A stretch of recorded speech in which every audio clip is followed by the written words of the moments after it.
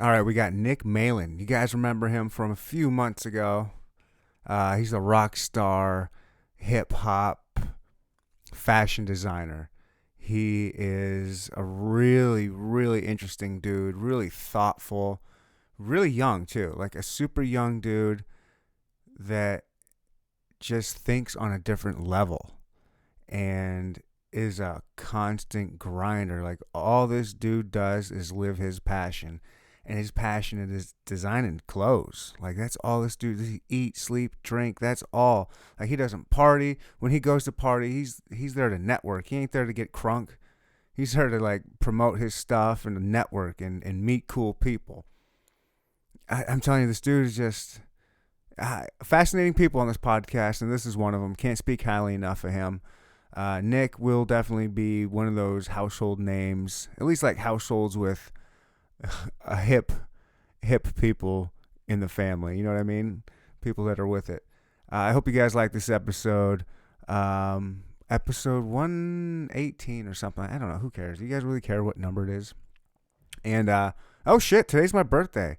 Happy birthday to me. An episode dropping on my birthday. Pretty cool. Anyways, enjoy the episode. Boom, schlock, boom. Here we go. Welcome to the Inner Talk Podcast. We'll no topic is off limits.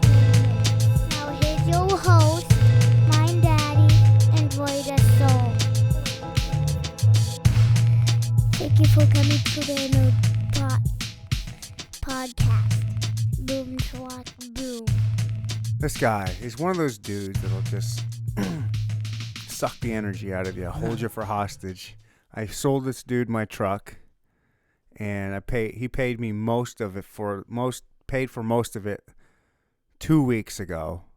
And he's like, I'll give you he owed me $300. He goes, I'll give you the $300 on Wednesday. Well, of course, Wednesday comes around. He's nowhere to be seen. Right. I'm like, bro, what's up? He's like, oh, dude, I'm sorry, my bad. Sunday. I'm like, okay. Sunday, I still don't hear nothing. I'm like, bro, what's up with the truck? Oh, I'm sorry, my bad, blah, blah, blah. I promise next Sunday. Or whatever it is today. What's today? Today feels like Sunday. Tuesday. He goes, yeah, how about I'll do Tuesday. I was like, all right, whatever. And then finally he did show up. So he showed up today, gave me $300. I signed over the title. And then I was just like, all right, good. I'm getting rid of this guy. Just get out of my life. You know what I mean? He's not a friend of mine. He was my neighbor's friend. My neighbor don't live there anymore, but he was just friends with this neighbor. So like, I don't know the guy. He's just a random dude. But like, he's acting like we're kind of friends and shit. Yeah. And yeah, so now that I sold it to him, I was like, all right, finally, just get out of my life. Like, fine, you go your way, I'll go on mine. No hard feelings. He's a fine dude, I guess, but he's just one of those energy suckers and one of those dudes that'll trap you. And so I sign over my title, and he gets in his friend's car that he drove up here with, and they go to leave, and the car won't start. Oh, great. And they've been here for about 45 minutes just trying, like, I thought I had you gone out of my life for good, and you're still here. And then we start a podcast, and of course, 3 minutes and 30 seconds in, he just comes pounding on my door. So, Yeah. I know how you feel. yeah, life's been, up and down lately. That's just like part of the norm lately, just shit happening like that. Yeah. But how about you, man? How's life been? Roadrunner. It's good. Yeah, it's good. It's what it should be now. I mean, it's life. It's nothing's ever perfect, So you just got to get through shit. Right.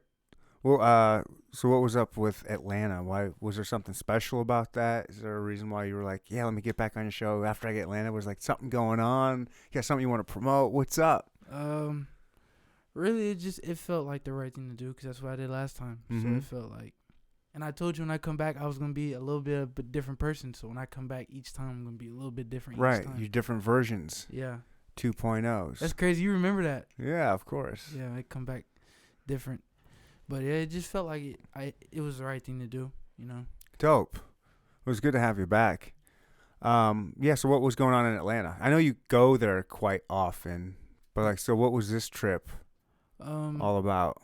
I've only been there twice. This is my second time. My first time, it was, it was cool. It was the first time being out there, so, and I don't travel a lot, so it's a lot of things you gotta learn.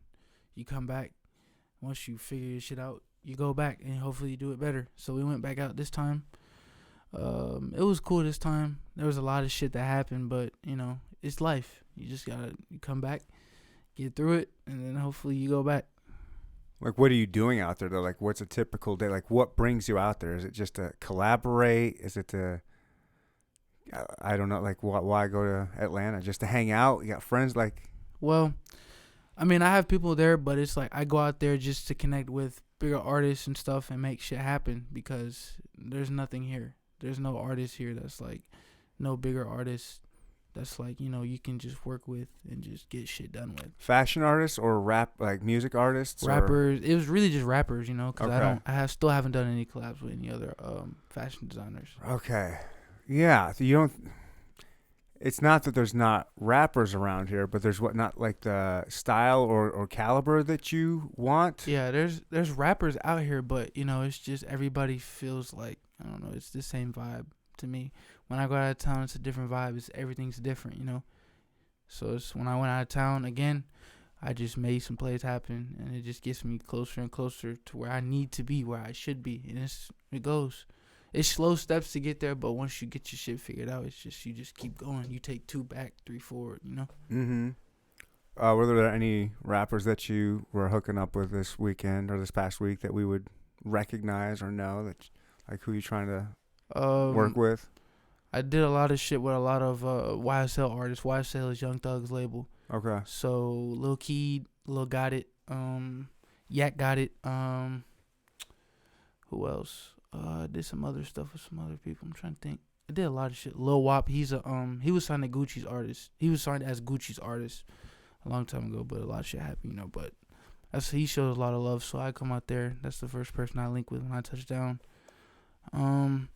A lot of other shit fell through, but that's how it is when you come out there. You're dealing with people's egos and everybody's, Oh yeah. Everybody got a lot of shit going on. So. Especially in the rap game, right? Oh, I'm telling you, yeah. Like, those are like the biggest egos. And it's like when you get out there, it's like everybody in Atlanta thinks they're famous. Everybody. There's no like, you walk in the mall, you see somebody, they're gonna look at you like, I'm bigger than him, or da da da da. So everybody thinks they're famous. So when it comes to clothes and stuff, when they see somebody like me, they don't want to pay for shit. They'll like it a lot, but nobody wants to pay for anything.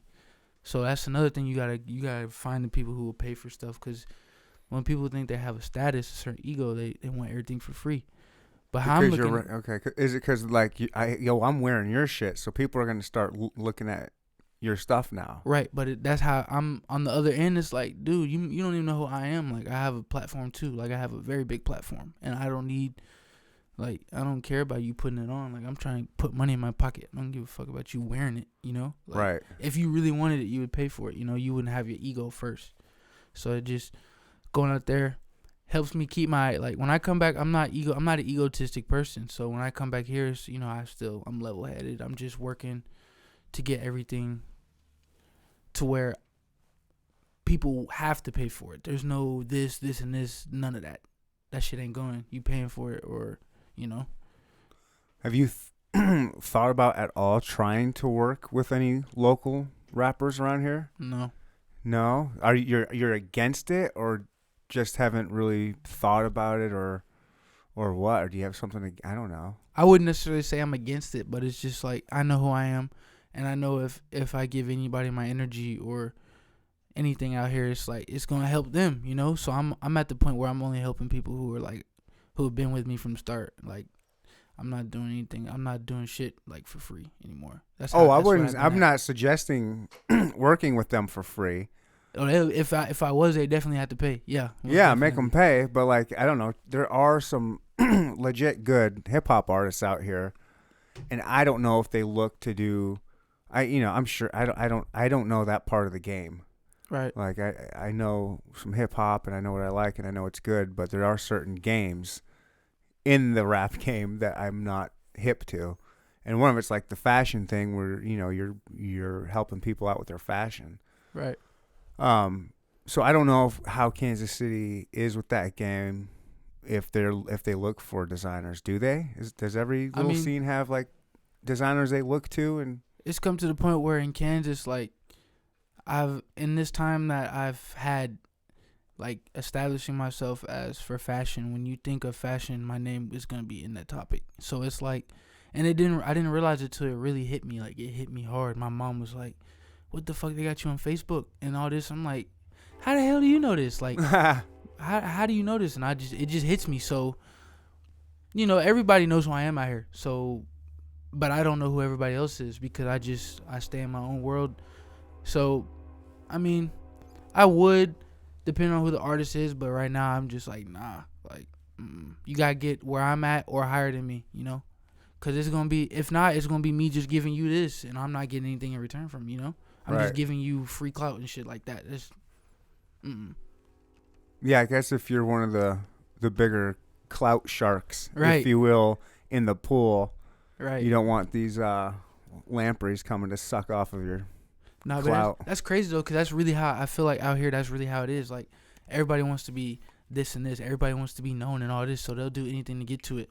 And I don't trust anybody, so I'm not giving out my energy for free. Even if I did give it out and you did pay, it's like I still would be like, nah. Like, there's not a price on that, you know? Like, yeah, you gotta be where I'm at or higher than me.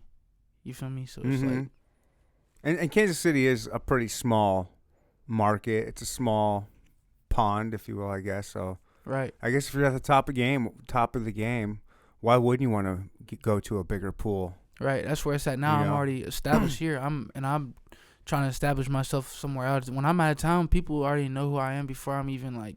It's just like it is here, but it's way bigger. Atlanta is like the Black Hollywood. Like, I'm gonna keep it a whole buck. Atlanta is like where everything is at, but it's all black people and stuff. So it's like, it's crazy. People know me. It's like, what? I'm not from here. Like, what? How the fuck you know who I am? Like, but it's like, yeah. When I go out there, it's all bigger artists, all big mainstream artists. So that's how people know who I am so fast. Okay. Yeah. Who are some of the, like, what brings you to Atlanta? Like, why are you drawn? Is it the music you're drawn to and the artists, or is it just where you like to go? Is that because that's where the scene's at? You know, what brings you to Atlanta specifically? Well, really, a lot of the artists that I work with, I've been listening to them before, like, I had a name or anything. So it just felt right, you know, just like this interview, it just felt right to do it. So I come to the table. I can actually come to the table with an arsenal now. So it's like, you got this, I got this, let's go together, let's work. And we both benefit, you know? Mm-hmm. So it's like, that's just how it was. But I mean, there's a lot of people in Cali and New York and all these other places. I'm going to get there, but now I'm sticking to one place and I'm going to shoot out everywhere. I'm trying to establish myself in all these different states because I'm known in hella different places, but I'm trying to actually be there. And like, because people think I'm from Atlanta. I'm not from Atlanta. That's how much I've been trying to mark territory out there. It's just, yeah. Whoa. Dude, that's dope. Yeah. Right? Do you like kind of them thinking you're from Atlanta? Is Atlanta more, are they more likely to support local people than, say, a Kansas City? Because I know Kansas City can be kind of, you know, I don't know, maybe not necessarily support each other, especially like in the hip hop game. Yeah, it's this industry I'm in is very cutthroat. So it's like, when you being out here, it's like, it doesn't feel cutthroat to me because I don't have competition out here. So when I go to Atlanta, it's like, okay, I see where the bar is and I see what, you know, how you gotta either sink or swim. And when you jump in the water, there's no getting out the water. Either you sink or you're gonna swim to the end. So the waters are high out there. So, you know. Are you kicking it with a lot of other fashion designers too, or do you guys kind of like, yo, we're competition, we are cutthroat, like I ain't trying to be cool with you? Or it's not even on some like I'm not even trying to be cool with you. It's just on some like, just in my own lane shit. Like, I'm not finna go hang out with no other designers and do all this other shit, you know? Like, I stick to myself, and because I'm independent, so I don't feel like right. But I mean, you're kicking it with the hip hop artists, right? But you won't kick it with like the fashion designers. You guys don't like want to talk shop. Like, you guys have so much in common. No, because that's how envy and jealousy and all this other stealing your designs and shit. That's where all that shit comes from. Okay. When you're with somebody, so say you're a designer, me and you are kicking it every day, and one of us is going up more than the other one. You're gonna be like, what the fuck? Like, what are you doing? Like, why are you not helping me? Or what can I take from you to get on? You know, like, and that's where all the backstabbing and all all this other shit comes from. So when you're doing with like music artists, don't get me wrong, it could still happen, but it goes hand in hand because it's just fashion and music. They're both the same, you know. Fashion and fashion to me, like, it don't go together. If that makes sense, if you get what I'm saying. No, I get that. Now, is that a you thing, or like is that a Nick thing? Like, Nick doesn't hang out with other fashion designers, but a lot of the fashion designers scene, like, they kind of chop it up a lot and they kick it a lot. Yeah, you know? I mean, I see that a lot. I see a lot of brands and shit, you know, they do shit together and do all this and this, but, you know, that just was never the route I wanted to go because I always know if I'm working with somebody else towards the same goal, you already know it, you can get backstabbed. You can get, somebody could take your whole shit and go, you know, somebody could take my whole shit literally and try and, like, you know, run off it. And that's what I'm going through now.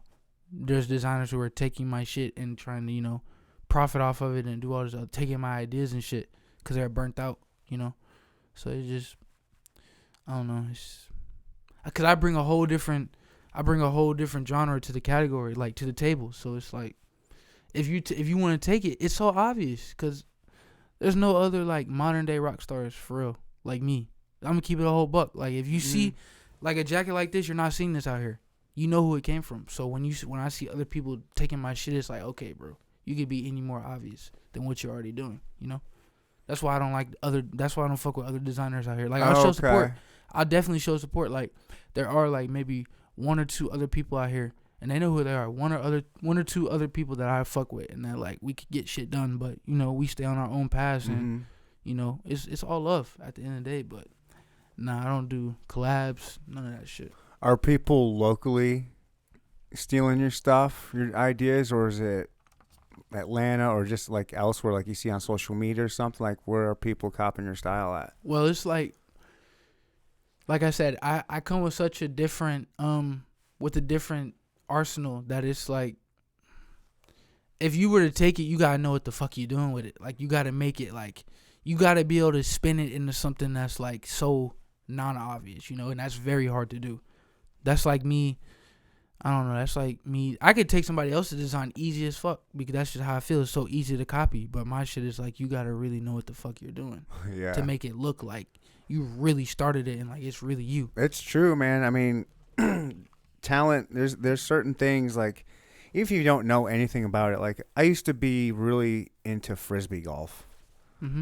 And even if you've never played the game or anything, but if you watched some professionals playing it, you'd be like, holy shit. Right. These people know what they're doing. I can tell. And that's how it is with, like, I see your fashion. Like, when I see your, you know, I follow you on Instagram, and when I see that, like, I don't understand what's going on. Right.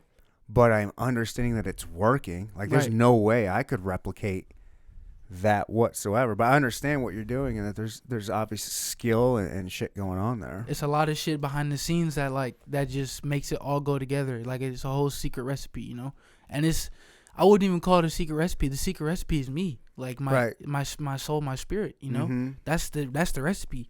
So when you go and try and like Plankton trying to go steal the recipe from Mr. Krabs, it's just not gonna be the same, you know? It's gonna be obvious you trying to steal his shit, you know? Yeah, McDowell's. But yeah, that's how I feel. Like, I've been going through that a lot recently. A lot of cloning, and I don't like that. But it's, you know, it's like I said, it's either you sink or swim. When somebody tries to take this, I'll sit back. Okay, give me another day. I'll come back with a whole new collection in one day. I could drop a collection if I wanted to every day. That's how fast I move. So it's almost impossible to like stay in my footsteps because I move too fast. These people right now that you're going through this stuff with, like, what do you do with that? Like, how do you combat that? Because it's not like you can trademark a style. You can't copyright a style. I know you can copyright like RR, like your Roadrunner, stuff like that. But as like style and stuff, like what do you do to combat that? Like, do you ignore it, or do you try to get the word out there? Like, hey, this dude's like totally ripping me off. Like, see, I've never been the type of person to go to the internet and do that. I'll never go to the internet and just, or even to them. Like, yeah, how do you handle this, don't you? It's to the point now where like I won't text you. I won't go to the internet and air it out. I won't do none of that. I'm gonna just get better again. Okay. I'm gonna keep leveling up, and you can have the old shit. You know, you can keep the old shit as long as you want, because I'm gonna grow every day. when you're taking my shit, that's how I know you're not growing, because you're burning out. You need a new flame, you know. So motivating you. So to the point where I've been moving so fast. Like I said, I drop a collection every day if I wanted to, and everything will be hard pieces. It'll be all fire. You got a little bit of that Mamba mentality. Yeah, you could say that, but it's, I don't know, that it doesn't keep me up at night. None of that shit, because I know that's gonna slow me down. That's bad energy. It's gonna slow you down. My mom always tells me, just, you know, don't focus on that. And she tells me why it happens, and she tells me how to avoid it. But it's like, you can't really avoid that. So she just teaches me how to keep my head on a swivel and just stay focused, because that's focusing on that is just gonna bring me back down to your level. You feel me? That's gonna take me back down to where you are. I'm trying to be the eagle in the sky. I'm not trying to be the little fucking what's that bird? The little pigeon. I'm not trying to be a pigeon. I'm trying to be an eagle. I'm trying to be in the sky, you know. So I'm gonna stay up there, and I don't know. I'm not worried about it, because I know who I am, and I know the wave that I created. And when you create something and it's like, it's fire, everybody's gonna want to get on it. Nobody's going to want to get on it when you're first starting it, because they don't have faith in it. But once you really take it off, they're gonna want to get on it, and I know that. So it's just, you know, stay focused. Your wave is getting bigger and bigger. Stay building focused. up. Yeah. Stay focused. That just comes from how you were raised to be able to keep this mentality. Like, where does this mentality come from? Because it's very wise and it's very mature. And for someone your age to acknowledge that and see the ramifications of not following. Well, really, just like the last interview, I always kept saying, this is how I grew up, or this isn't this. But it really is how I grew up. Like, I swear to God, that's how I grew up, just, you know, staying to myself. And when you stay to yourself, you can master yourself, and you can figure out, okay, this is what I need to do to stay focused. Or you go through times and tribulations in life, and you learn from it. You don't run away from it. And I never ran. I stuck to it, and I figured it out. So I figured my mind is very sharp. So it's like, shit like that, I can cut through that easily and just be on the next thing. I don't stay on this shit for very too long. How do you trust people? Like I know you trust very, very few people. Very few. Like, other than like your day ones. Yeah. Like I'm imagining there's gonna be times that you're gonna have to just learn to trust certain people. Like, how do you go about that?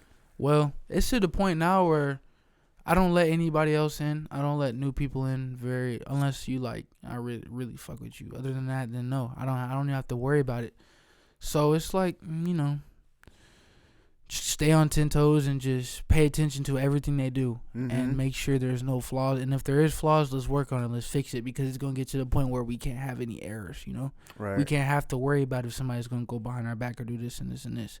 And all those people who did that, they're gone. They were gone like that. I'll cut you off like that. It won't hurt me. You know, I could know you for 4, 5, 6 years. I could grow up with you. I can cut you off like that in a heartbeat. That's just the mentality you gotta have. Is sink or swim. It's cutthroat. You know. So I'd rather stay on my path than fall off the path trying to figure out what the fuck is going on with you. Why you doing all this to me? You know, I don't have time for that. I don't have time for distractions and shit. So you just, you know, focus. I think they call that, so you know, the IQ, people who have a high IQ. Well, there's the other thing is called EQ. Yeah. Your emotional equivalence. Yeah. You definitely seem to me to have a very high EQ. Yeah. I'm sure your IQ is up there as well. You don't seem like an idiot to me. I have a lot of street smarts. I'm not the type of kid that's like very book smart. I mean, I know some shit, a lot of shit, but like I'm more street smart. That's where I'm at. Yeah. Street smart. Yeah, I have I wish my EQ was more on your level, because I can get, like, I'm fairly, you know, I'm not an idiot. I'm fairly, you know, smart, I suppose, depending on your metrics. But when it comes to my EQ, my emotional is just, I am just all over the place. No, I'm just emotionally retarded. Like, I'm bad. Like, I've been trying to work on it, and truthfully, ever since starting this podcast, it's gotten better. Like, I work on myself. Like, I listen to these episodes and I try to just how to kind of learn to be a better person in my life. Right. And so, but I still struggle with that, like just getting emotional, like Right. like I got screwed over by some people a while ago for the podcast, and it did motivate me, but it fueled me with like some hate. Right. But the hate was motivating hate. Right. But still, like, hate's a poison that you slowly are ingesting kill over you. time. It's gonna slow you, yeah. And I can get like that. I can hold a grudge, Right. I can hold a grudge forever, and it's just not. I I understand that that's not healthy, and it can hold you back. And trauma's never good. It's not healthy. I had to learn how to control my emotions a long time ago because it'll just make you just so messy and just so like, Mm-hmm. it just, that also helped me presenting myself as a businessman. I can't be, like, I have a good face card. Like, I can put this mask on or put that mask on in a heartbeat, But like when I'm just chilling, I'm just chilling. But you'll never know how I'm really feeling. Like right now, I could feel like I want to kill myself, but you'll never know. Yeah. That's because I've made my mask so good that it's like, it's just emotions. You can never always show your cards. It makes I hear predictable. I've definitely struggled with some serious depression, and I've had those days where I literally do want to kill myself, but those are days where you won't know. I'm like Right. smiling from ear to ear, laughing, making you laugh. You have no Right. idea. I go home and then it's just like, Yeah. yeah. I know that 100%. Mhm. 100%. But it also has gotten to the point where I don't hide. I'll hide my emotions, but I won't hide, like, I just don't give a fuck anymore. Like, if I'm not having a good day, you can tell I'm not having a good day. Like, Mhm. you can tell I'm pissed off, or I'm just irritated, or I'm happy, or I'm very bipolar. I think I'm actually bipolar now. Because I've been through so much shit where it just makes me just mentally and emotionally fucked in a certain way. So, only so much containment you can do it at. Mhm. So, it's just like, fuck it at this point. Do you got anybody super close to you that you can open up and like divulge like your secrets, if you will, and just open up to and just be like real with? Well, yeah, my mom, but that's just because she knows she gave birth to me, That's Yeah, but you need someone outside of family. Like you got, I mean, it's nice to have moms. Trust me, I'm a bit of, I love my mom, but I mean, yeah, I have some day ones that I could, if I had to get some shit off my chest, I could, but I developed like a thought process of you live alone and you die alone, Like you can go tell somebody all your problems. They can't fix those problems for you. You can go to a chiropractor or whatever, a psychiatrist. They can't really fix those problems for you. They can tell you some shit to make you feel a different way, but yeah, at the end of the day, only you can fix your problems. You have to find a way to be able to, get through shit and train yourself to get through shit. So if I have a really bad issue I'm going through, I'm not going to go tell nobody. I'm not going to go tell you. I'll keep it from you until it's like dire moment. Well, like you have to know. But other than that, you're not finding out. I'm keeping it. Yeah. And I'm going to get through it and fix it because you can't fix my problems, I hear you. That's just one more thing that but one more problem about me that you could judge me for, Yeah. Fucking judge me all you want. I've said so much shit on this stupid podcast. I know, motherfuckers. Yeah. Judge me just for how dumb I am and some of the just silly shit. I'm ignorant with a lot of things, and I put it out there. Like, I mean, everyone's has issues they're ignorant to, and I happen to have a platform where I can put it out there where people can see my ignorance. Fuck it though, that's you. Yeah, that is fine. I don't care. It's fine. I'd rather you do that than be on here, lollygagging and bullshitting and just be a whole different person off the podcast. That's why I fuck with you, because I feel like you really do. You'll say what you want to say. I fuck with that genuinely. Like, oh yeah, I'm real. I do keep it real. Like I'm the same person on and off the mic. I'd rather you say whatever you want to say than be. Yeah, if there's shit I don't like yours, I'm gonna let you know. But for the same thing, I'm also gonna be like, yo, your shit is real and I fucks with it. Like, it's good stuff. Because if you don't tell people about the shit that sucks, it don't mean nothing when you say their stuff's good. Right. But see, the crazy part is, like, I went through that a lot. Like, when I first started making clothes, like, people would hide what they had to say to me. Like, they wouldn't tell me, like, if I put it out, they wouldn't say anything about it. Like, it could be trash. It could be utter dog shit, or it could be fire. And I wouldn't hear anything back, Mm-hmm. But then now it's like, It's the same way, but all I'm really hearing is good feedback. You don't hear all the bullshit. They keep that behind closed doors, you know? That's just how life works, though. People talk about you behind your back and all that. I don't give a fuck about it, honestly. Yeah. But it's I only hear good feedback. I don't hear anybody. You don't hear the bad? See, I want to hear the bad. Right. Like, I don't want the keyboard warrior living in his mom's basement going, "Oh, you suck. You're this and that." But I want like constructive, real criticism. I want the people that say they like me to be like, "Yo, I think you're doing this a lot, and I think it would be better if you didn't do this. Maybe you did this." Like, I've had a couple people do that before. Like, I used to do my intros to the podcast. I would do, I don't know, 10-minute long intros sometimes. And then someone would be like, "Yeah, I think you need to cut that down, make them a lot shorter." And now I'd keep them like a minute and a half, maybe 3 minutes at the longest. Right. I'm just saying, I feel that, though. I go to YouTube and I see a 5-minute intro. I'm like, what the fuck is this? Like, come on. But sometimes I listen to podcasts where the intro is like, I'm like, all right.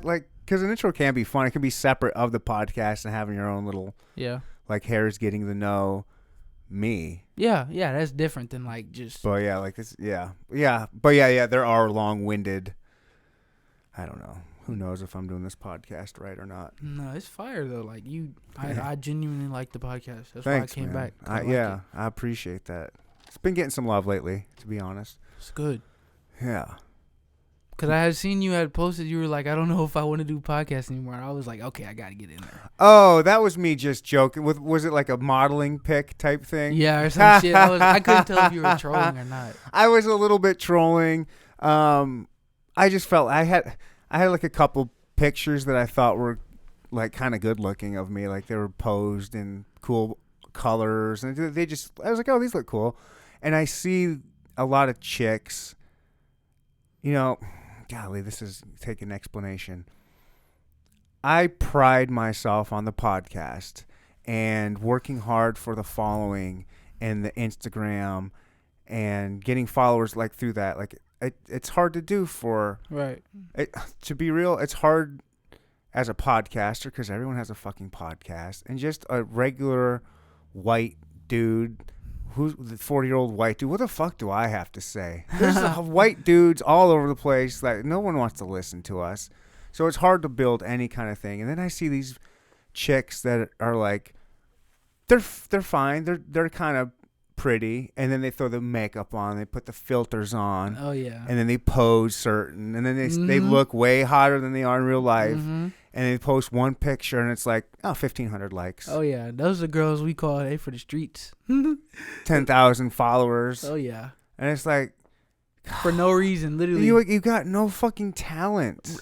I'm telling you. Like, it's just dumb dudes, because dudes are fucking dumb. A lot of them are probably kids, like young... Horny. Yeah, young, horny. Ooh, I don't know. Yeah. It's just... It's fine. I'm not hating on it. I mean, it sounds like I am. It's just... No, it's facts. I don't respect it. It's fine. Do your thing. You get your followers and your likes, and I understand that there is social currency that way, and there is also this social media is a drug, and so they do that, and they're getting that dopamine drip with all those likes and comments, and I get the trap. I get it. Yeah.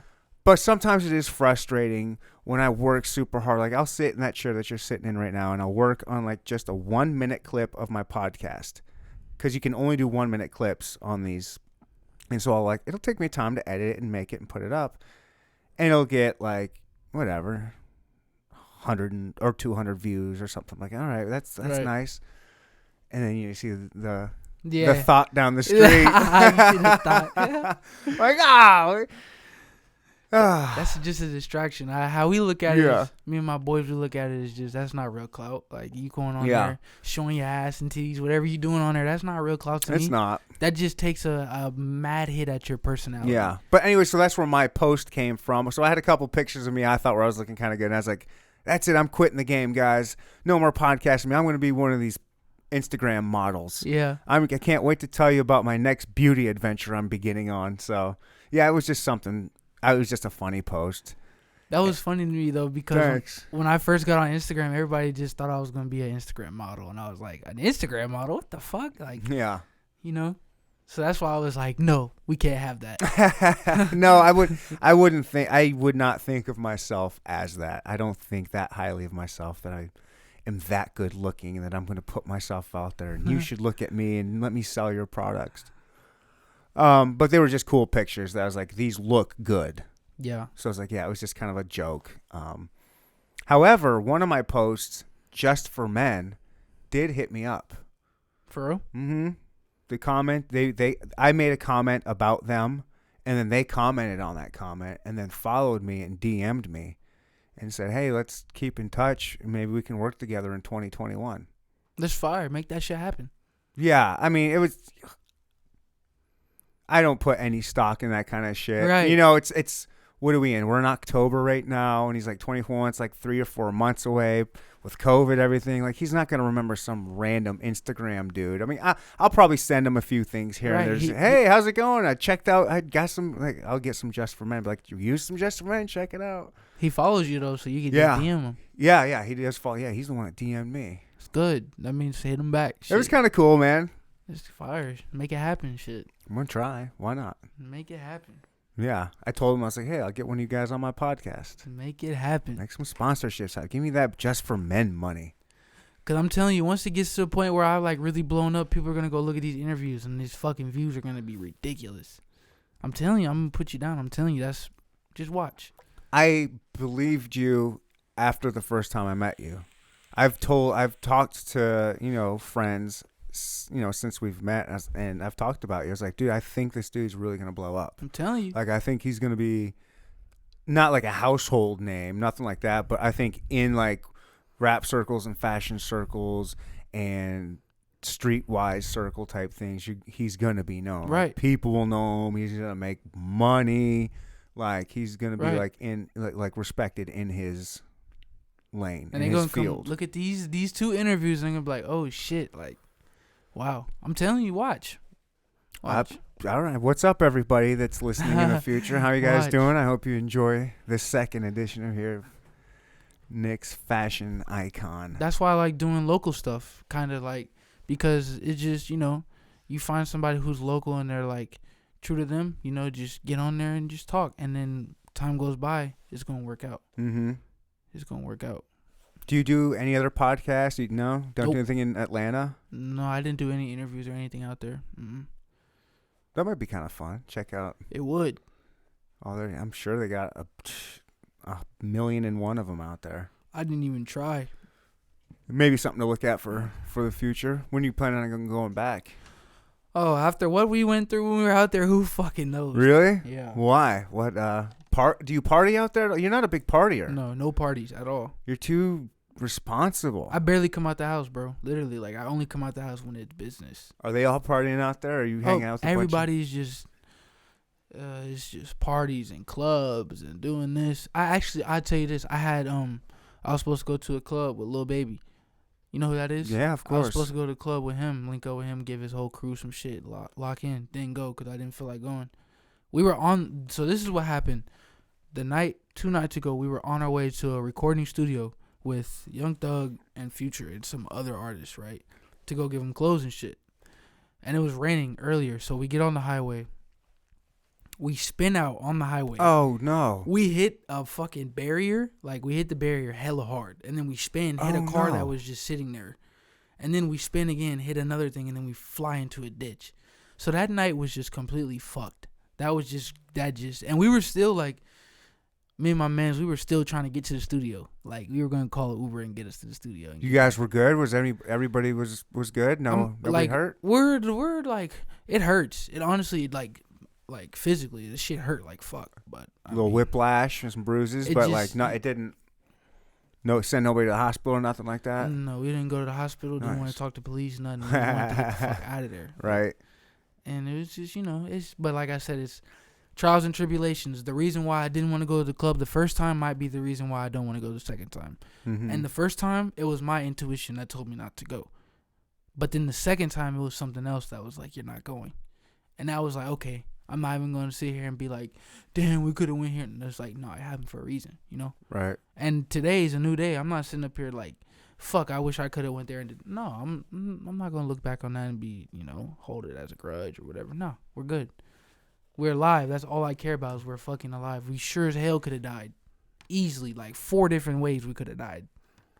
You were with Young Thug and Future? We were about to be, yeah. Oh, you were about to be. Okay, I thought you guys were all in the car when that happened. No, we were about to be, and it was like, damn. Have you met them? You hung out with them before, or was that going to be your first? No, I've actually never met them, but I do shit with their artists all the time. Like, there's so many people I'm locked in with that are, like, related to them. YSL is Young Thug's label, so Young Stoner Life. So it's like all those artists, I have a bond with them and shit. So it's bound to happen, Right. But it just comes in time. So that just wasn't the time. That wasn't the place for me to be, and I'm not tripping. It would have happened. It would have happened.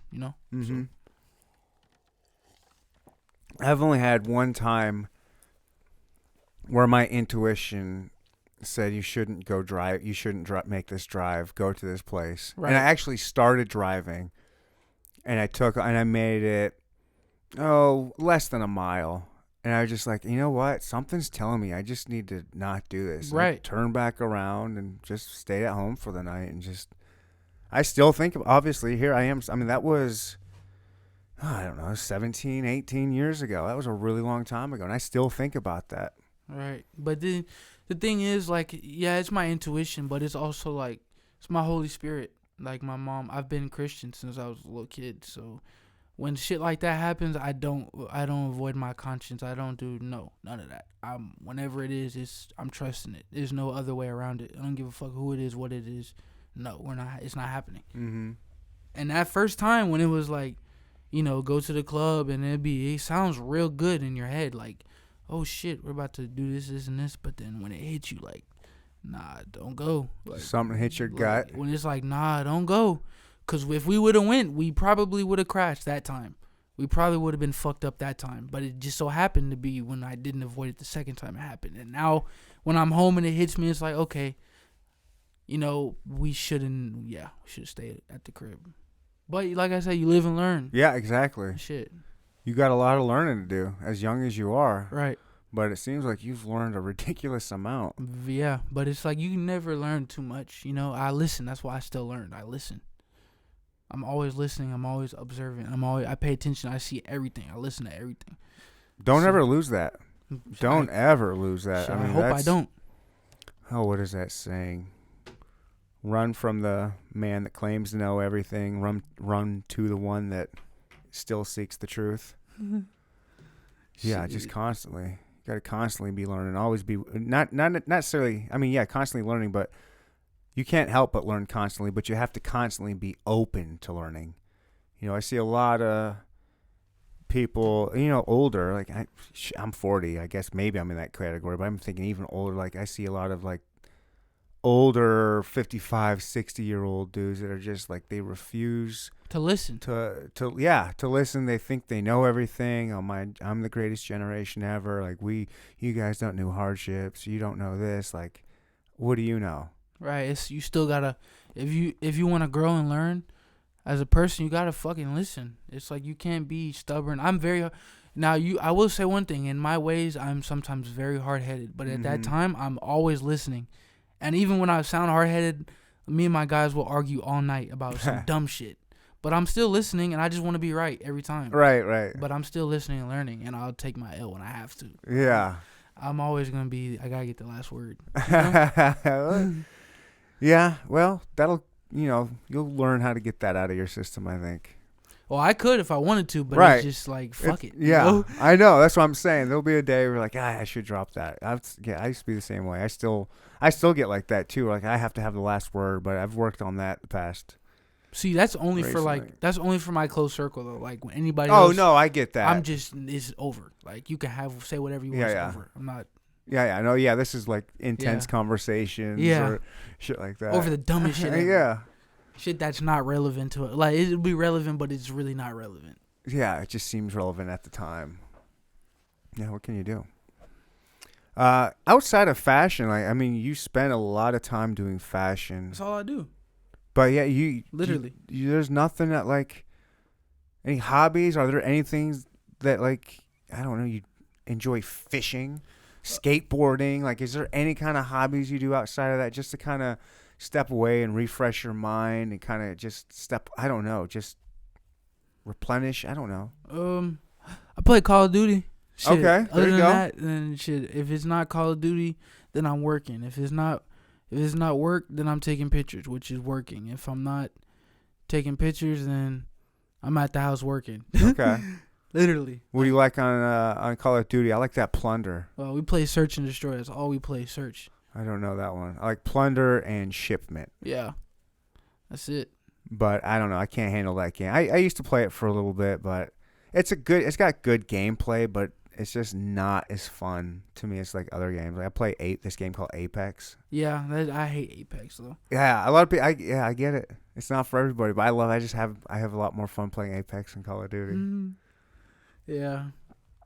But hey, that's why we got video games, and that's why there's a million video games out there. Video games keep me in the house though, and I don't like being outside. I like being in the house. So play video game or work, or do both. Shit, I'll be on the sewing machine playing the game.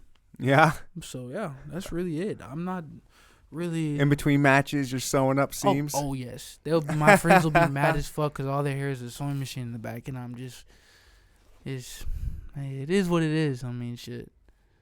Either don't play with me or deal with it. Yeah.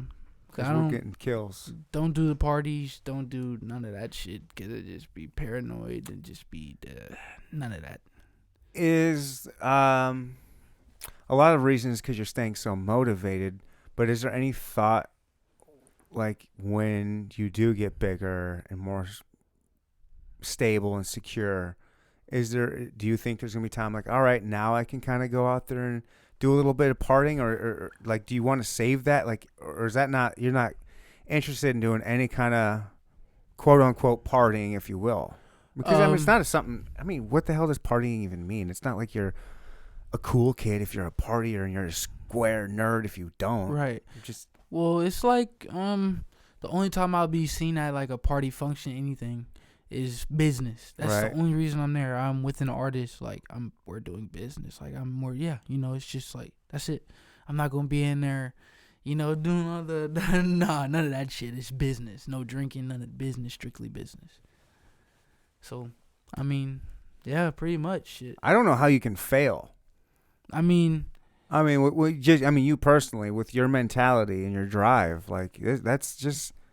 There's so many people out there that would, if they even got just a little bit of clout and a little bit of these times where they're in these rooms, in these parties, that they're not going to have that discipline. Wouldn't know how to act. Yeah. That's that's pretty dope, man. That's why I'm like, I don't see how you can fail. The only thing that can stop me is God and myself. And those are the only people I fear, is God and myself. Because God can take me like this, and myself, like if I wake up and I don't want to do anything, then that's my own failure. How do you stay motivated? Really, I feel like a robot now. Like I just wake up. If I go to sleep, I wake up and I work. Like if I'm not sleeping, I'm working. Like if you call my phone, I'm working. If you want to know where I'm at, I'm working. I'm not doing shit else but making clothes. But it's to the point where I have fun. Like I could sit in there and do it all day for the rest of my life because I enjoyed, like, it's fun as fuck to me. I can't sleep without knowing I did something. Like, the 9 to 5 wasn't it. None of that shit was right. It was making clothes. Like, like, I'm not done until my mission is accomplished. And once I get through this having to, work my fucking ass off, like, it's a lot of work to put in. But it don't feel like a lot of work. Right. Like them nights where I don't sleep for 2 days, I'm working, like I carry that around like it's like my pride. Like I really do this shit every day, all day. Like you can't tell me shit. You can't, and why wouldn't you expect me to be better than the next person? Because I'm working longer and harder than them, with less effort. So it's like once I get older, it'll be to the point where you have manufacturer and all this shit. Like I do a lot of orders a day. Like I still have. Let me see right now. Uh-oh. I have 10 orders that I have to do from being in Atlanta to now. I have 10 orders I have to do. And I left my heat press in Atlanta. I couldn't bring it home. So I have to wait till Saturday to get my heat press. So I'm just going to be ass out craving like a crackhead to make something. Oh, really? Literally, like I'll fuck around and just do something. I'll do something. Shit, I'll make something. But yeah, so I have to do 10 orders from now. Well, Saturday my heat press comes. So, but by then I'll have more orders than that. So it's just getting shit done. Are there any? I don't remember asking you this last time. Are there any fashion or any designers that you looked up to growing up? When I was younger, I was always into the music scene and I was always into the fashion, but it was like A$AP Bari, he owns V-Lone. His motto is live alone, die alone. So I live by live alone, die alone, like literally. Like, so I just, what he was doing motivated me because he's from New York. He came from fucking nothing, literally, like just like me. He came from nothing. Nobody believed in him. You're in a crowd and you gotta get out of that crowd. You gotta stand alone. And now it's just like looking at him now, it's like that's crazy, bro. Like I watched you come from nothing. Like Ian Connor as well. Ian Connor, he's the same way. When you think of fashion, like mainstream fashion, a lot of people don't want to count Ian Connor in. Like he's an underdog just like I am. And I actually got to meet Ian Connor personally when I was in Atlanta, so it was like, wow. I almost was just like, what the fuck, bro? I used to watch you when I was 13, 14 years old, bro. Now I'm damn near a grown man, and it's like I feel like I'm in the same position as you. Like, I really can do this. So him, shit, a lot of artists. Lil Uzi, you know who that is? Of course. You have Lil to know Uzi Vert? Lil Uzi Vert, he's a real fucking rock star. Like, and then when I was younger, that shit was like, whoa, he's emo, but he's also in the streets. Like, he's emo, but he came from the projects, like, how the fuck do you turn a street guy to a fucking rock star, So it's like, I don't know. Those are my biggest influences. Ian Connor, Bari, and Lil Uzi. Lil Uzi really has a big impact on me because he's a fucking rock star. And it just, He gave me the confidence when I wanted to really go full rock star. He gave me that confidence, like, subliminally, because I've never met him. But I'm in the position now to where I could. And it would just be like, it'd be crazy. Like, that'd be crazy to me. That would feel like, bro, not even on a fanboy shit, but like, bro, right. You inspired me to be great. Because you're great. And all you do is rap about all this other shit, but I like him so much because he expresses his pain in his music, and I express my pain in my clothes. So it just, I don't know, bro. He really set it off for me. Like, if I wanted to really show who I am, just to fucking do it. Fuck it. Because when you're going through a lot of adversity, that makes you want to be in a turtle show. But it got to the point where, like, fuck it. Our show started out, wasn't really, you couldn't tell I was a rock star, but you kind of could. And then it got to where, like, I'm showing you a little more. I'm giving you a little more. Then I'm just going full-fledged, like, just fuck it. Like, on some G.G. Allen shit. Just, like, I'm going to just show you who I am. I don't give a fuck. Like, Yeah. That shit, I'll never forget my roots. I'll tell you that. When I really do take off for real, I'll never forget my roots. Nice. And I will thank those people. Hell yeah. On some, like, I'm a fan, but, like, bro, like, you really gave me the encouragement to really, like, to go. I had the encouragement, but you really put the more fuel in my tank, Yeah, what do you think you would do if you met him? Like, do you think you'd freeze, or do you, like... Bro, I've gotten to the point where, like, yeah, I'm a big fan, but you wouldn't be able to tell I'm fanboying. Yeah. But it's just, like, I know who I am, and my ego is still inside, even if I'm not showing it. So I'm going to be like, okay, you're Lil Uzi, but I'm Roadrunner, Like, let's make some shit happen. Not even on some fan shit. Let's fucking work. Like, when I see him, it'd be the craziest shit. If one picture would be the hardest picture of my fucking life. That picture would make more of a statement than anything I've ever said or done in my life. That picture would be more than anything, because the emotions and everything you feel from that would just be crazy, and it would all make sense. Well, I think it's gonna happen. It will. I'm gonna make it happen. It will happen, and it's not even hard to do it either. It's just time. Like, when I know the time is right, I'm on it. When that time comes, it's gonna come. Make sure you tag Neanderthal Pod in that picture. That shit'll be fucking nuts, bro. That'd be dope. Just on some, like, cause Uzi is like, Uzi is a role model for the emo kids and the weird kids who is, getting bullied and shit in class. I always used to be those kids. I used to see those kids every day, and I hear all the kids laughing at him and talking shit about him. But I'd be like, I'd be thinking in my head like, this kid is really like he's a star. Like he's a star. He don't even know it, and I don't know. I've heard one or two songs from Lil Uzi. I don't know much about it. There was a whole little span of time when there was a bunch of little, I mean, Lil's been going on forever, but like when there was like Lil Uzi, Xan,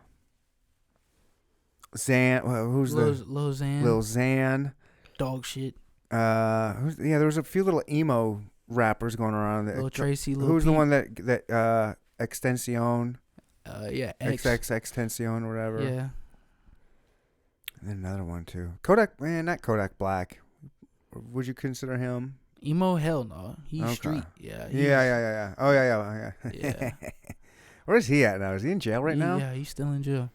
What did he do this time? This one for the forging checks. Wasn't there something else? I forgot what he's in there for, but Kodak is really a very intelligent person, but he just keeps getting caught up in bullshit, and I think it's more to it than what we're seeing, because in the industry, I'm gonna tell you right now, the industry is wicked. It's very, when I say cutthroat, like it's wicked, it's evil, it's all ran by demons. Like, I shit you not.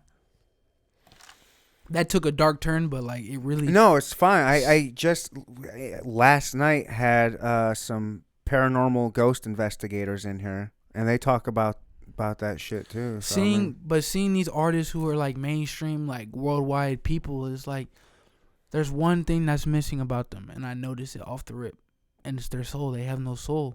They're hollow. They have no soul, and I wonder like.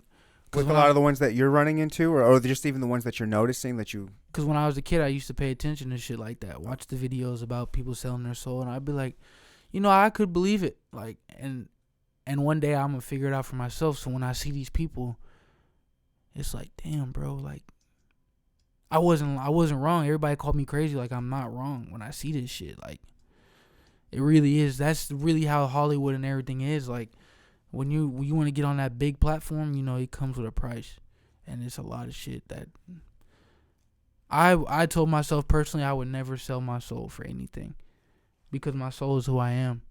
Mm-hmm. I would never sell my soul for $1 or anything, because life after death is forever. Death is temporary. Like this life we live in, right, is nothing. Death is temporary. It's a blink of the eye. Life after death is forever. Yeah, that's a scary. Well, speaking of kind of on that, and you saying, Lil Uzi is one of your favorites, isn't that whole Lucifer? Yeah, he sold his soul, and it is like, damn, bro, like, you look up to somebody and they do that like that, but it's like, I understood because I was in his position at one point where like you gotta find something to get on. Mm-hmm. And you got to do it quick, and you'll do anything for it. And that's what these artists, they'll do it. Like, they get you when you're desperate, and you'll do it. But me, I'm an outsider. I'm not going to go. I don't want to be on the inside. I want to be on the outside. I'm not going to sell my soul for publicity and fame and clout and bitches and all this other bullshit. You're just passionate and you love what you do. And I can do it. I can make $1 million without doing it. Mm-hmm.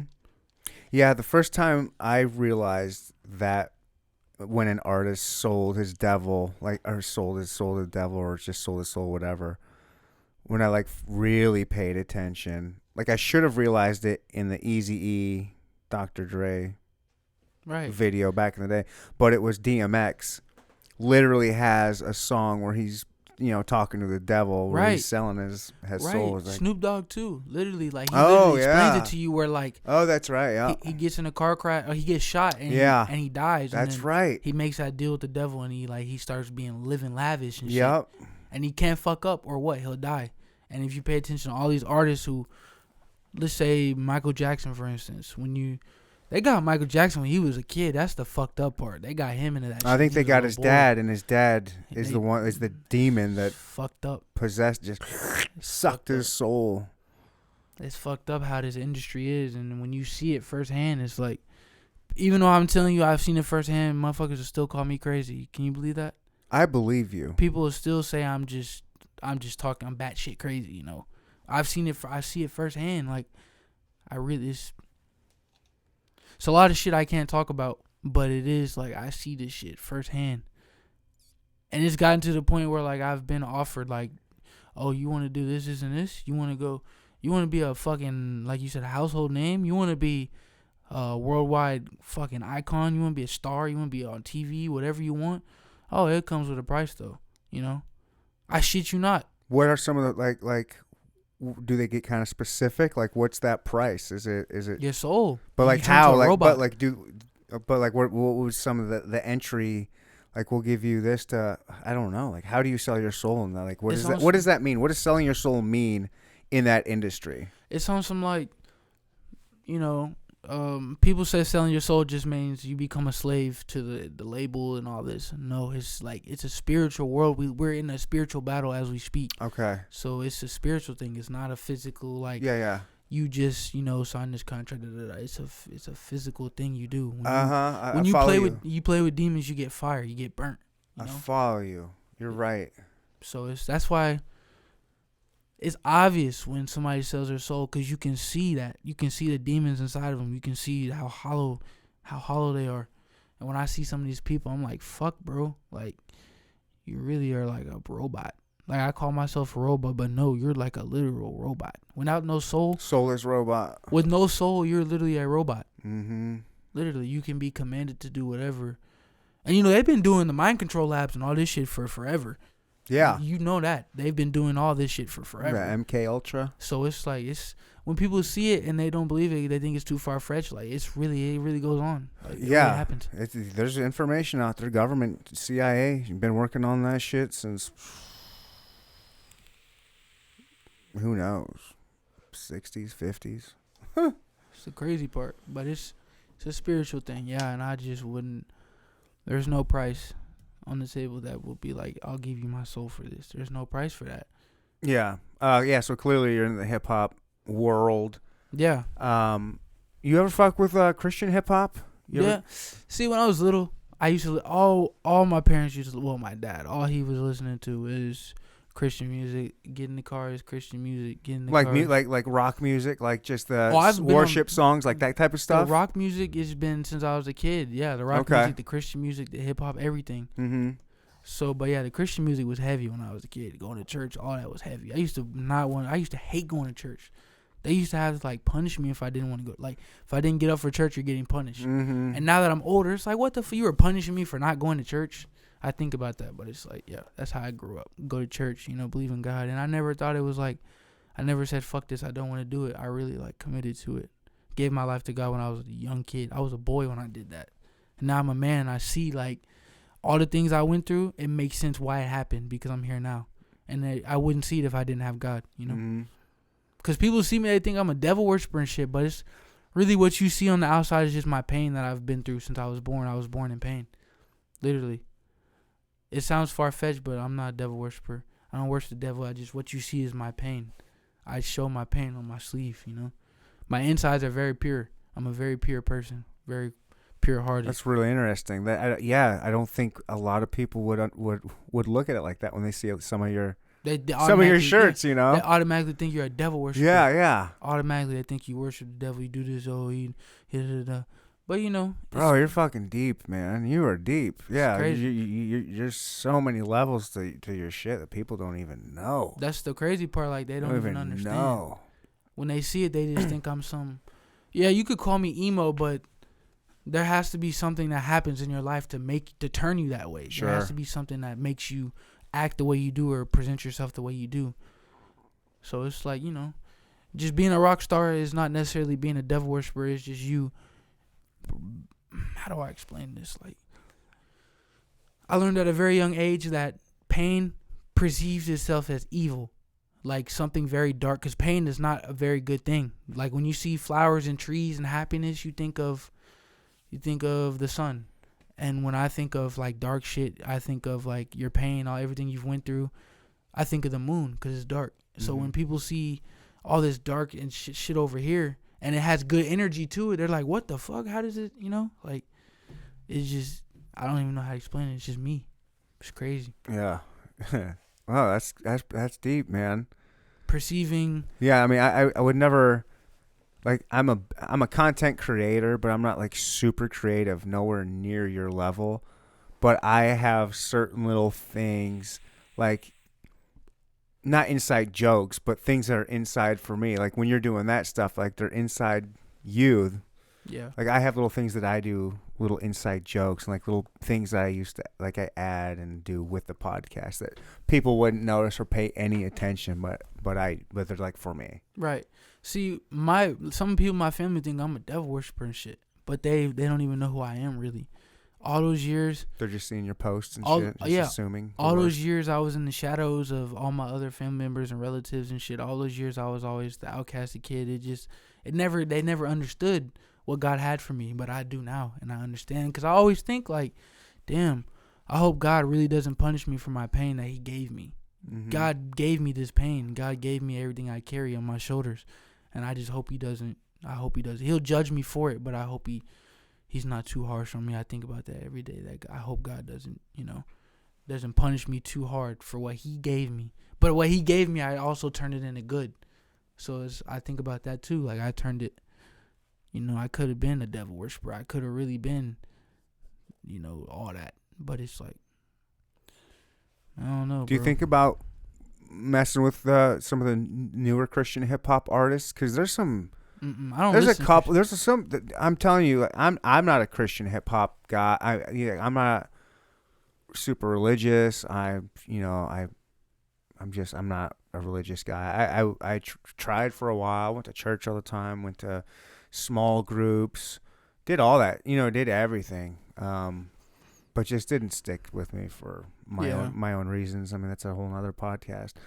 However, I love hip hop too. And I did find that there is some legit Christian hip hop. Like, right. Like, oh shit, this shit's hard. Right. Like they just happen, and they're not always singing about God or worshiping, but like someone's like, bro, dude, they got talent. This dude can spit. This dude's got some bars. Like, there's a dude you probably have heard of, Lecrae. Yeah. That dude's fire. And then another white boy, NF. I haven't heard of him. That dude. Listen to him. I think you should check him out. He's got pain too. Like he's got some serious pain. He's been through some shit. I think like with his mom. I think maybe his mom died, like overdosed or killed some crazy shit with his mom that he had to go through when he was a kid. You can hear the pain in him. You can hear it screaming. I really hate comparing white rappers and being like, oh, he's like Eminem, blah blah blah blah. But he's like a Christian younger version of like old school Eminem a little bit. He's got like that anger and just yeah he's legit.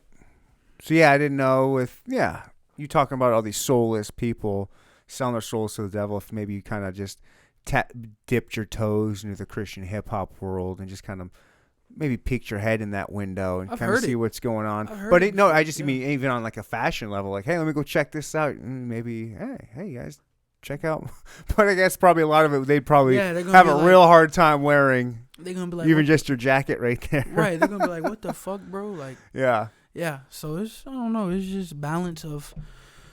Like my mom always tells me, like when she used to first see me having the smiley faces with the fucking blood on its face and the fuck yous and all this, she used to be like, where is this coming from? But I think now, like as me getting older and me telling her more things and talking to her about certain things, she understands that like I went through a lot. Like she knows I went through a lot, and like that was my way of getting it out, because it was my way of, I had to get it out. It's my way of releasing it. And that's why when customers wear this shit, it's strong. You feel it. Just say, what's that feel like when you're out walking around and you see somebody wearing your stuff? It makes it more like, it gives it a pop to it. It's not just a regular old, just a regular old T-shirt. It could be a T-shirt with 4 letters on it, but it's gonna scream at you. It's gonna get you. You're gonna look at it and stare at it and be like, what the fuck? It has almost like a mystical force around it. And that's what God blessed me with, having a force that I could give. I could give myself to somebody and I don't lose anything. Oh, whoa. Yeah. It's crazy. It's crazy, bro. Yeah, you're crazy deep, man. I like the way you think. I like your brain. But see, most people don't understand. Like, most people are scared to. I already told you this. Most people are scared to approach me and look at me and talk to me and shit like this, just because of how I present myself. But I don't give off bad energy. Like, me and you sitting at this table, I don't give off bad energy at all. I keep myself at a high vibrance. Like, I'm not low down. I'm up. Yeah, I don't get any kind of. But it'd be too late for people to come around. By the time they come around, I'm already gone, bro. It's too late. You had your opportunity. People like to judge. It's too late. Like, I'll never judge a man by his pain. I'll never judge a man by what he says. I'll judge a man by his actions, and I'll almost investigate why he did it. Like, if somebody say you went to go kill somebody, I would investigate and really try and understand why the fuck you killed him. I wouldn't sit here and judge you for it. I would sit here and really try and understand deeper into you as to why you did that. Right. Well, when we shut the mics off, I will tell you why.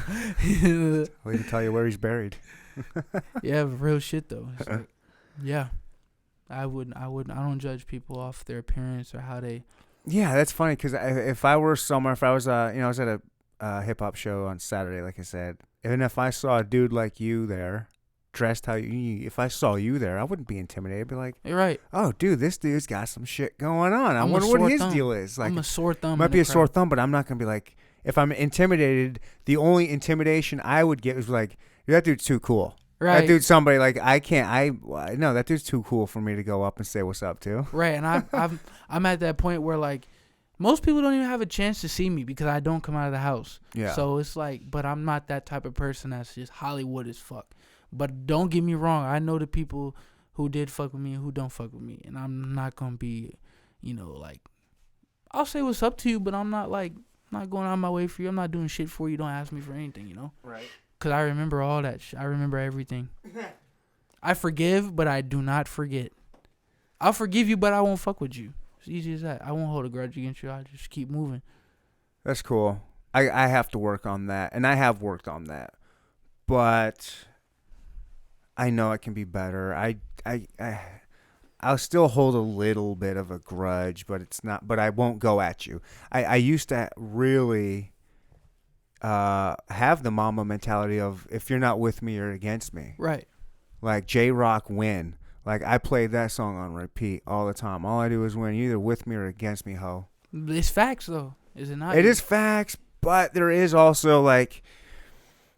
So I had. I guess I'll even put it.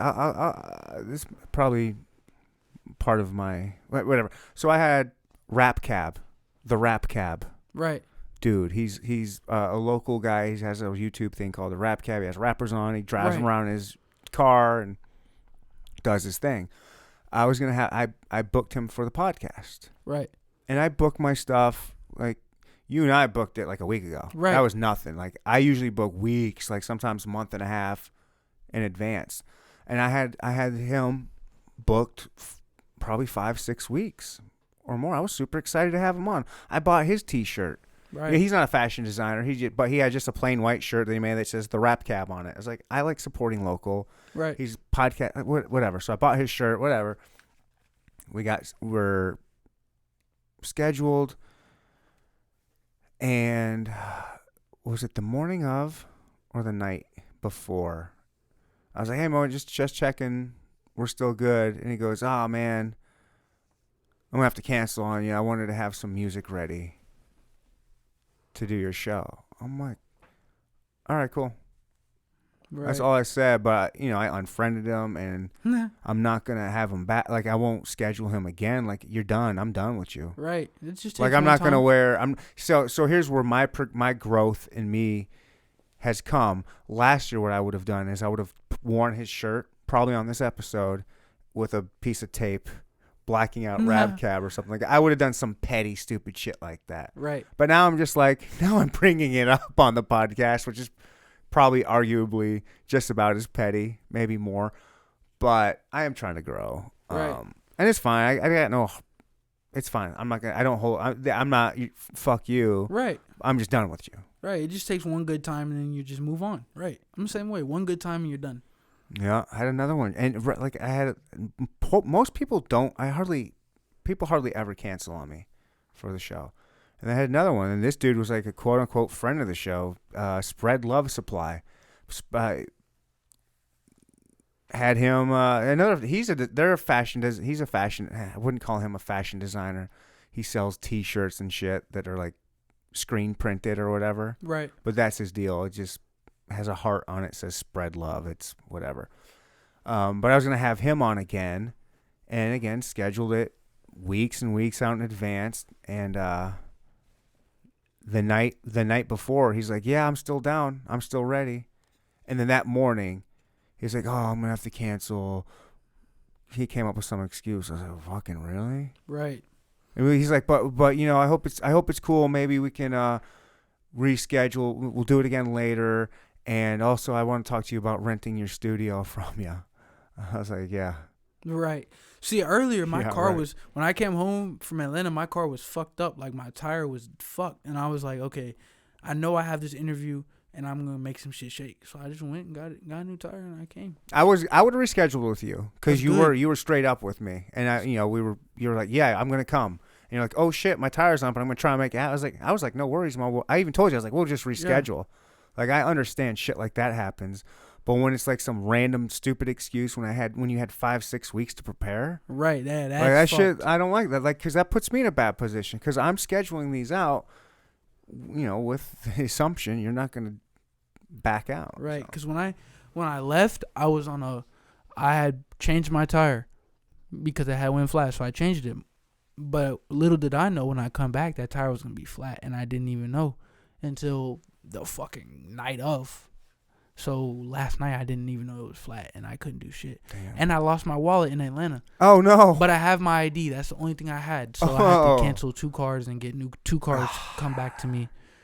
So, that's a pain in the dick. Yeah. Yeah.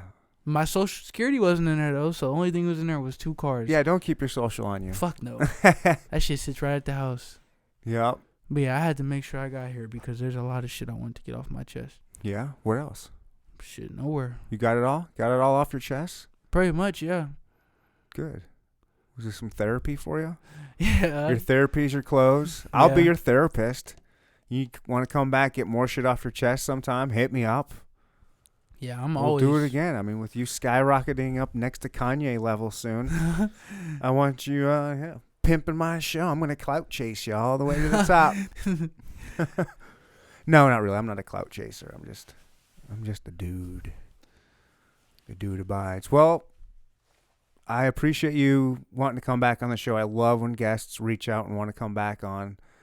And it was cool to learn what you got going on. And I don't know what else you want to say, or I'll let you have this time here to kind of pimp what you want. And well, shit, really just making clothes, new clothes. I've been had a website for a while now, so everything is on the website, rr-unlimited.com. All the shit's on there. Shit, you can just DM me on Instagram, whatever. Shit, that's where to do it. Everything's everywhere. If you want it, you can get it. I'm not gonna put you down. Just come to me. I can get you right. Well, last time you were here, you promised me a shirt. I'm gonna hold you to that. I want it. Bro, shirt. I have a small hoodie at the house, but I didn't know if you could fit it. And on the back, probably not. On the back, the skull was fucked up.